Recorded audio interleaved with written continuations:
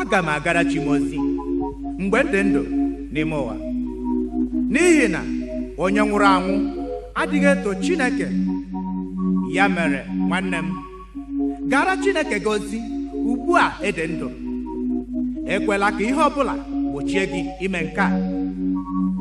Jizọs nọ n'ụzọ obi gị ugbu a na-akụ aka. Ọ sị, nwanne m, mepee ọnụ ụzọ obi gị ka m bata. Gịnị ka ị na-eche? Ị na-eche oge ọnwụ bịara? Nwanne m, mata na ọnwụ adịghị akụ aka n'ụzọ, kama ohere dịrị gị ugbu a iji fee Chineke gị. Ekwekwala ka ihe oriri dị n'ụwa, ekwekwala ka ihe ọṅụṅụ dị n'ụwa, ekwekwala ka ihe ụtọ nke dị n'ụwa lafuwe gị kpere Chukwu. Ekwekwala ka ndị ọjọọ duhie gị, ekwekwala ka ndị ọjọọ nke ụwa lafuwe gị, ekwekwala ka ihe dị n'ụwa lafuwe gị kpere Chukwu. Aga m agara Chimozi, aga m ejere Chimozi, aga m agara Chimozi mgbe ndị ndụ n'ime ụwa. Aga m agara Chimozi, aga m ejere Chimozi, nwanne m, aga m agara Chimozi mgbe ndị ndụ n'ime ụwa. Ugbu a ejikerela m ịgara Chineke m ozi. Ọ dịghị mmadụ ọbụla ga-egbochi m ime nke a. Onye ọbụla jụrụ ese m na be m, n'ụlọ ọrụ m, na shedi m, gwanụ ya na m ejebego ozi ọma. Brọdu Eze.